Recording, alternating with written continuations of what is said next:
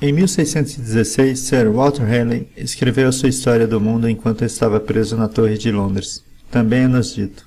Isso faz referência ao livro de Enoque, que foi descoberto durante esse período na Etiópia, e traduzido a partir dele como fragmentos aramaicos e hebraicos do livro, que foi descoberto nas cavernas de Gurã, no deserto judaico da Cisjordânia. Eles agora são referidos como os pergaminhos do Mar Morto, além de existir também alguns fragmentos gregos do texto. E o texto é muito importante, porque o tempo divinamente inspirado ou não, ou se é apenas mais um tipo de texto meio verdade maçônico, fornece muita visão sobre o período antediluviano, as referências de Gênesis, e expande sobre a necessidade da inundação. Ele também fornece insights sobre o funcionamento dos luminares e as chuvas proféticas do milênio da vinda do Messias. Assim como o primeiro livro de Enoque, The Book of Watchers, relata: E aconteceu que, quando os filhos dos homens se multiplicaram naqueles dias, nasceram filhas belas e graciosas. E os anjos, os filhos do céu, os viram e as cobiçaram, e disseram uns aos outros: Venham, escolhamos mulheres entre os filhos dos homens e geremos filhos. E Senjasa, que era seu líder, disse a eles: Temo que vocês realmente não concordem em fazer este ato, e somente eu terei que pagar a pena de um grande pecado. E todos eles responderam: Vamos todos fazer um juramento, e todos nós obrigamos por imprecações mútuas a não abandonar este plano, mas a fazer esta coisa. Então juraram todos juntos e se ligaram por imprecações mútuas sobre isso, e todos os outros juntos com eles tomaram para si esposas, e cada um escolheu para si uma. E eles começaram a entrar nelas e se contaminar com elas. E elas ficaram grávidas, e deram à luz grandes gigantes, cuja altura era de 3.000 ells, que consumiram todas as aquisições dos homens. E quando os homens não puderam mais sustentá-los, os gigantes se voltaram contra eles e devoraram a humanidade. E começaram a pecar contra as aves e os animais, os répteis, os peixes, e a devorar a carne um dos outros, e a beber o sangue. Como você pode ver, as passagens que narram o nascimento de gigantes, ou o que posteriormente passou a ser conhecido como um Nephilim, é muito semelhante a Gênesis. Curiosamente, também é o capítulo 6 de Enoque, que relata o início do cruzamento entre os filhos do céu e o homem, resultando no nascimento de gigantes. Voltaremos à importância desse número em breve. Mas o livro de Enoque fornece informações mais a fundo do que em Gênesis. Aqui vemos uma facção de seres do reino celestial, ou o que são referidos como anjos, jurando cometer miscigenação genética. Miscigenação genética é o cruzamento entre espécies. Cruzamentos genéticos entre humanos com animais e outros seres como anjos. E é aqui que o prisma inevitavelmente vai se abalar mais uma vez. Quando ouvimos falar a palavra anjo, nosso prisma imediatamente produz uma imagem como esta. Esta é uma programação cuidadosamente forjada que foi instalada no receptor, desde muito jovem, propagado por instituições religiosas, feriados nacionais e outras mídias culturais. Ninguém realmente sabe como é um ser angelical, e a noção de outro reino, um reino celestial, só tão absurdo quanto um ser angelical. Mas isso não significa que não há verdade nestas palavras. Os anjos são liderados por um anjo específico chamado Senjasa. O livro de Enoque lista mais de 18 de seus líderes angelicais.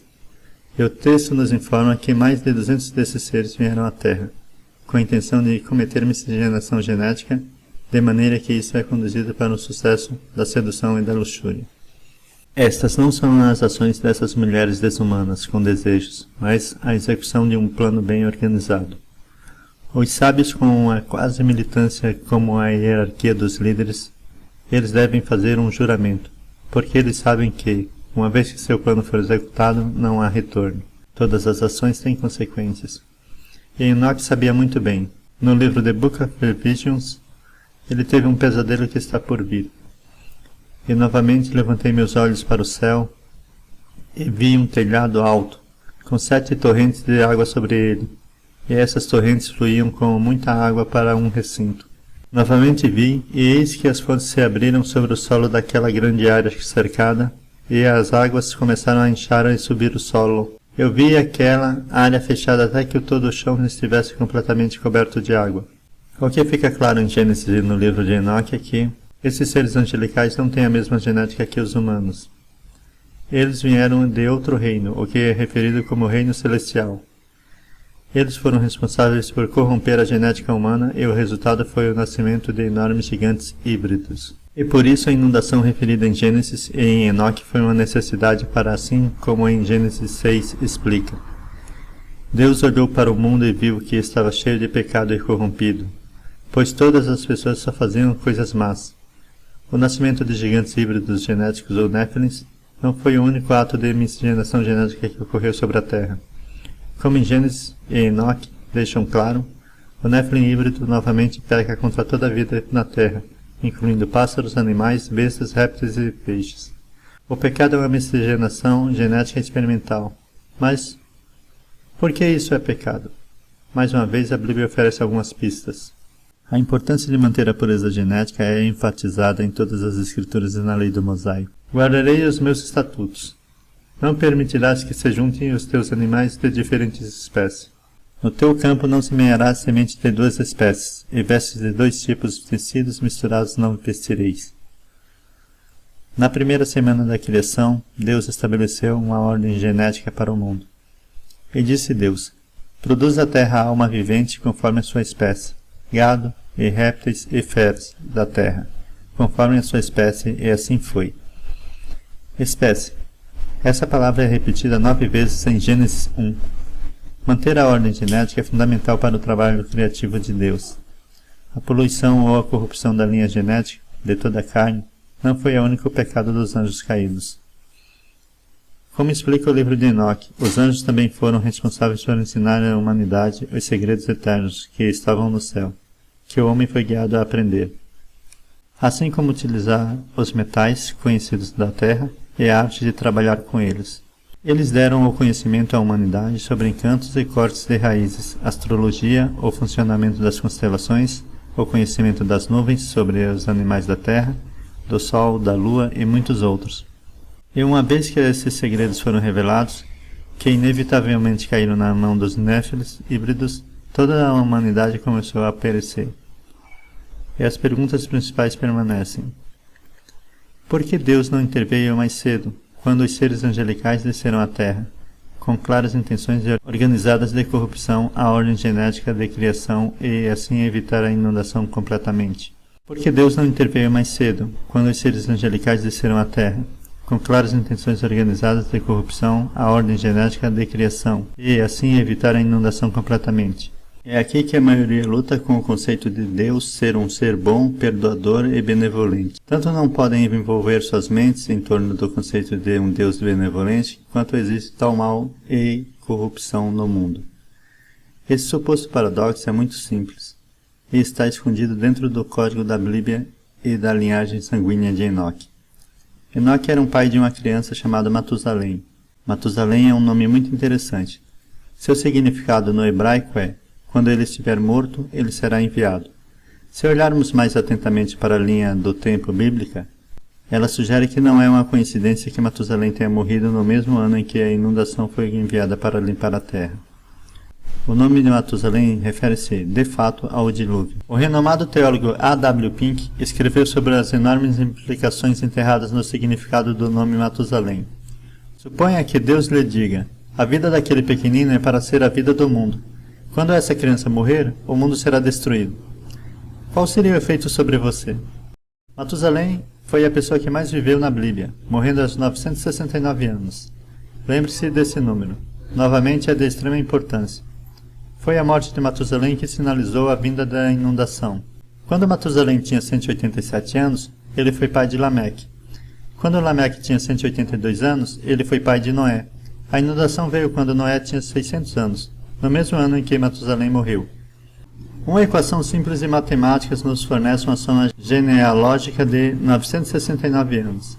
Isso mostra que Deus forneceu quase 1000 anos para a humanidade repenar e rejeitar a rebelião dos anjos caídos, e uma prole Néfilin, em um mundo corrompido.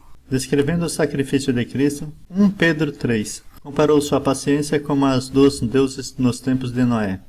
Deus esperou quase 1000 anos para os humanos mudarem seus rumos. Meu espírito não contenderá para sempre com o homem. Significava que Deus daria à humanidade tempo suficiente, mas não tempo ilimitado, e é claro que os humanos não se arrependeram e nem mudaram. E o cético, cuja mente está atordoada e confusa de ouvir tanta bobagem, zombará novamente e dirá: mas certamente se Deus é benevolente e todo-poderoso, então ele teria interferido. Por que esperar em primeiro lugar? O que realmente legitima a existência do bem e do mal é o livre-arbítrio. A existência do livre-arbítrio é a habilidade dos humanos de fazer uma escolha, e então a vinda das consequências. É o que nos torna livres e é a verdadeira liberdade. Se Deus, nosso Criador, interviesse e controlasse o resultado, então não teríamos autonomia. Qualquer criador que restringe a liberdade de escolha, apesar de suas intenções, se torna automaticamente um ditador. Além disso, em um mundo onde o mal é predominante, o ser autônomo tem a escolha de seguir ou ser influenciado por tal mal. Então qualquer intervenção antes que seja realmente necessária, seria um ato que legitima o mal e o coloca seu status de poder acima da bondade. Seguir o caminho correto ou errado é uma escolha que deve ser escolhida pelo próprio indivíduo. Nas Escrituras é dito: Noé era um homem justo e íntegro entre os seus contemporâneos. Noé andava com Deus. Noé era perfeito em suas gerações, porque ele optou por não sucumbir às práticas de seus pares e a não seguir o caminho da miscigenação genética que havia sido realizada na Terra, sob a liderança da prole híbrida Nephilim, dos anjos caídos. Noé não tinha pecado. Ele caminhou com Deus, ou, em outras palavras, o Senhor era seu pastor, e ele seguiu sua liderança e resistiu à falsa liderança que eventualmente levaria à corrupção de sua genética. Manter a integridade genética, nos é dito, que é um componente essencial da justiça. Por quê? Em primeiro lugar, a hierarquia genealógica ordenada foi vinda de Deus. Não fomos criados para fundir genética com outras espécies. E a importância disso se torna evidente quando consideramos os seres angelicais, os filhos de Deus. Nos é dito que os seres angelicais descendem de outro reino, o reino celestial. Sua genética é diferente da genética humana. A noção de diferentes espécies com genéticas diferentes não é difícil de entender. Afinal, vemos como os nossos próprios olhos a cobra, o golfinho, o gorila, todos mantendo uma instrução genética muito distinta uns dos outros. E é isso que rege a sua capacidade de navegar corajosamente pelo mundo com experiências diferentes. Mas a noção de outro reino é um reino celestial. No entanto, pode ser muito difícil de entender, e isso faz parte de nossa programação. Quando crianças, somos ensinados sobre os mundos, e esses mundos são representados como planetas de massa esférica. Mas o que é interessante é que não somos ensinados que existe um mundo alternativo como a Terra, onde há abundância de vida presente. Existem alguns curiosos entre diferentes condições biológicas, químicas, geológicas e atmosféricas. Nós estamos sozinhos em nosso pequeno globo, em um carrossel de um sistema solar. Eles devem ter trabalhado duro para nos convencer que estamos completamente sozinhos, mas talvez esse não seja o caso. Apesar dos mentirosos heliocêntricos se haviam outros mundos ou reinos, então é altamente provável que as condições desses reinos seriam muito distintas, e a genética da Terra e das vidas humanas não seria compatível com o nosso ambiente. E a Bíblia deixa claro ao desenhar uma distinção entre seres angelicais e humanos. Muitos escrevem sobre a corrupção genética do mundo antediluviano delineado em Gênesis. E eu recomendo muito os livros perseguidos dos teólogos Ryan Peterson e A. W. Pink, onde ambos oferecem excelentes análises de livros conhecidos e menos conhecidos e versos alguns dos quais eu vou cobrir aqui. Ao explicar o corpo espiritual glorificado, Paulo afirma: nem toda carne é uma mesma carne, mas uma carne é a mesma dos homens e a outra carne dos animais, e outra dos peixes e outras das aves. E há corpos celestes e corpos terrestres, mas uma é a glória dos celestes e outra é dos terrestres. Assim também a ressurreição é ressuscitado em incorrupção. Semeia-se em ignominia e é ressuscitado em glória. Semeia-se em fraqueza e é ressuscitado em poder. Semeia-se em corpo animal e é ressuscitado corpo espiritual. Se há corpo animal, há também corpo espiritual. Estas passagens descrevem dois tipos de corpos humanos: terrestres, que pertence ao nosso reino, e celestial, que pertence a outro reino. Essas passagens também indicam que tanto a genética terrestre humana quanto a genética celestial angelical, embora sejam distintas, também são semelhantes. E é por isso que as relações humanas angelicais, em termos de reprodução, foram como uma passagem também afirma. Mas Deus lhe dá um corpo como determinou, e a cada espécie da semente dá seu corpo apropriado, indicando que os seres angelicais podem de fato se reproduzirem. E em Salmo 78 afirma: E choverá sobre eles o maná para comerem, e lhes dera do trigo do céu. O homem comeu o pão dos anjos. Ele lhes mandou comida a fartar. Vimos que os humanos são capazes de comer a mesma comida que os anjos podem comer. Em Daniel 8, o profeta encontra o anjo Gabriel, face a face e descreve-o. Apareceu um ser que parecia um homem. As escrituras desde sempre foram muito claras nas semelhanças genéticas de tanto os seres angelicais quanto os humanos. A principal diferença é que os seres humanos da Terra estão limitados à Terra, podem decair e morrer, e os anjos não. Então, é isso.